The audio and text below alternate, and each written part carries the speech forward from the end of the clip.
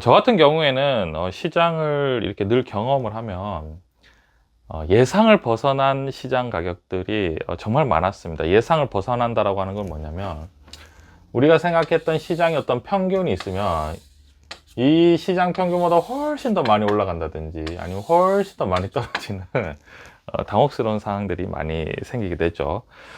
최근 같은 경우에는 우리가 이제 흔히 보통 성장주라고 불렀던 뭐 플랫폼 주식들, 네이버, 카카오부터 시작해서 뭐 게임 관련주, 뭐 엔터주라든지 뭐 바이오, 기타 등등의 어떤 성장주들이 엄청난 이 변동성을 내고 있습니다. 제가 이제 경험을 해보면 우리는 사실 대부분 다 알고는 있다라고 생각을 해요. 알고 있다라고 생각합니다. 제가 뭐 특별하게 더 많이 알고 그런 게 아니라, 우리 모두는 사실은 알고는 있지만 이제 하긴 어려운 거죠. 왜 그러냐면, 주식 투자라는 것들을 봤을 때 우리가 투자라는 거는 기본적으로 미래지 않습니까? 미래는 어떻게 될까라는 거 관점으로 봤을 때는 어렵지 않은데, 문제는 이게 우리가 돈으로 하는 일이죠. 돈으로 하는 일이다 보니까 이런 겁니다. 예를 들면 어떤 주식의 가격이 있다. 주식 가격이 있는데, 우리가 가격이라는 측면에서는 어떻게 하냐면, 이 주식이 싸다 아니면은 비싸다 에 대해서는 우리가 충분히 상식적으로 접근을 할 수 있죠. 이 주식이 싼지 비싼지는 우리가 알고 있습니다. 문제는 뭐냐면은, 이 주식이 싸다 비싸다를 넘어서 내일 오를까 아니면 내일 떨어질까, 이거는 또 다른 거잖아요. 그죠? 최근 같은 경우에 이런 거죠. 간단하면 굉장히 심플한데, 주식 가격은 점점 싸지고 있어요. 싸지고 있는데, 문제는 지금 우리가 다들 알겠지만 물가가 굉장히 높습니다. 그죠? 전체적으로 물가가 굉장히 높고, 특히나 미국을 주도해서 미국이 굉장히, 이번에도 CPI 지수, 소비자 물가 지수가 뭐 8.2 정도 수준으로 나왔다고 합니다. 그죠? 8.2% 정도. 그러니까 물가가 굉장히 높은 상황인 거죠.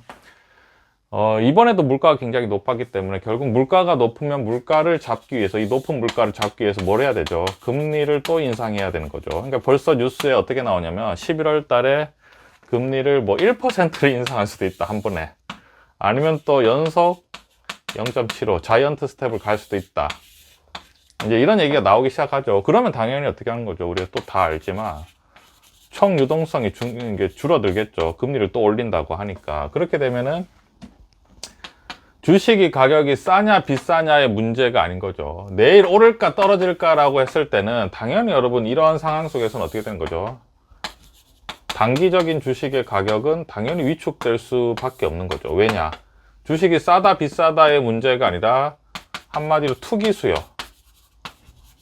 수요가 급감하기 시작하죠. 그러니까 이제 비싸게, 늘 말씀드리지만 비싸게 사서 더 비싸게 팔려는 시도를 할 수가 없습니다. 왜냐하면 지금 물가도 높고 금리도 계속 올리는 거죠. 지금 미국 같은 경우에는 금리가 3.25죠.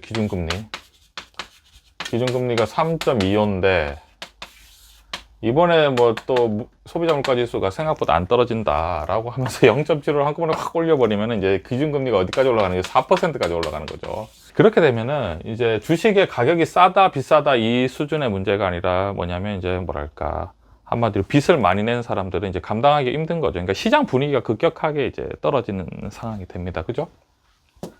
그래서 우리가 어떤 말씀 드리고 싶냐면, 다들 알고 있는 거죠. 뭐죠? 주식이 지금 싸지고 있는 거는 다 알고 있지만 주식을 사기는 어려운 거예요. 왜냐하면 주식이 싸긴 하지만 더 떨어질 것 같잖아요.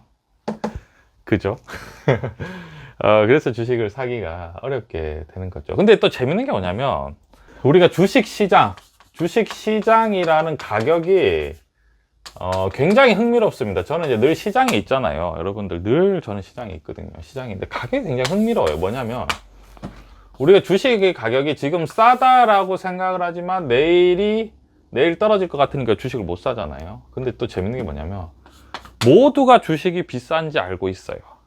하지만 뭐냐면은 내일 주식 가격이 오를 것 같거든요. 그때는 막 올라가는 거죠. 이게 상승장과 이제 하락장의 어떤 차이가 나는 건데, 상승장일 때는 비싸도 내일 더 오를 것 같으니까 공격적으로 매수세가 들어가는 거죠. 투기 자본이 들어가는 거죠. 근데 하락장에서는 주식이 싼 줄 알지만은 내일 또 더 떨어질 것 같기 때문에 주식을 사지 못하는 그런 상황이 됩니다. 극복을 해야지만이 우리가 늘 바라던 뭐냐면 주식을 싸게 사서 비싸게 팔 수 있는 거죠. 싸게 사서 비싸게 팔 수 있는 건데, 그리고 지금 이 전체적인 상황은 거시경제 상황인데 미국이 기준금리를 올리는 상황이기 때문에 주식이 하락하는 게 아니라 모든 자산이 다 같이 하락하는 거죠. 코인 시장이라든지 뭐 상품, 금이라든지 아니면은 금이나 그 대체 수단도 다 하락하고, 그다음에 특히나 부동산 같은 경우에는 엄청난 타격을 받습니다. 금리가 올라가면은. 그러니까 이런 매출과 영업이익이 많이 나는 주식들마저도 고점 대비 마이너스 20에서 30%까지 최대 지금 손실이 나 있는 상황이고, 성장주, 그러니까 매출과 영업이 크게 나지 않는 주식 같은 경우는 여러분 다들 아시지만 마이너스 70%도 나고 있는 상황이죠. 과연 이제 점점 이제 주식은 싸지고 있죠. 저희 주식은 싸지고 있습니다. 주식의 가격은 싸지고 있는데, 문제는 우리가 내일도 떨어질 것 같은 거죠. 주식 사기 어려운 거예요. 그죠? 이거죠.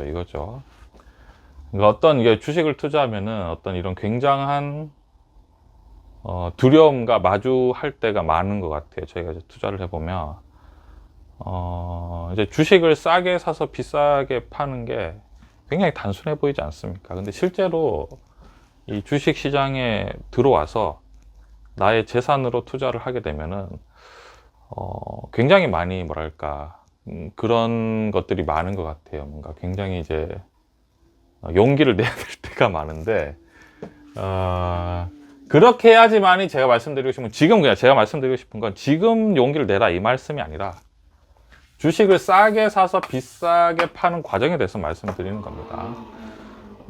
그래서 우리가 이제 시장의 이러한 혼란에 대해서 우리가 어느 정도 이제 생각을 해야 되는 거죠. 그래서 지금 점점 주식이 하락하고 있지 않습니까? 소비자 물가 지수도 올라가고, 그죠? 금리도 계속 올려야 되고, 이런 상황이기 때문에 시장의 어떤 투기 수요가 전부 다 빠져나가기 시작하고, 모든 자산의 가치가 하락을 하면서 주식이 점점 싸지고 있는데, 그래서 전체적으로 이런 상황에 대해서 우리가 한번 말씀드렸고요.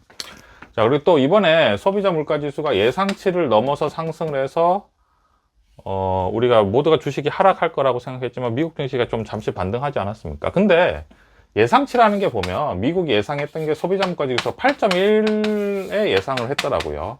뭐 예상치보다 아주 조금 올랐죠. 물론 떨어지면 더 좋았겠지만.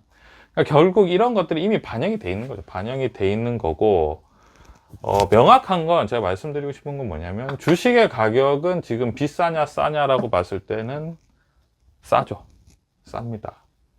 근데 다들 주식을 못 사요. 왜냐면 내일 또 떨어질 것 같으니까. 왜냐면 금리를 또 올릴 것 같으니까.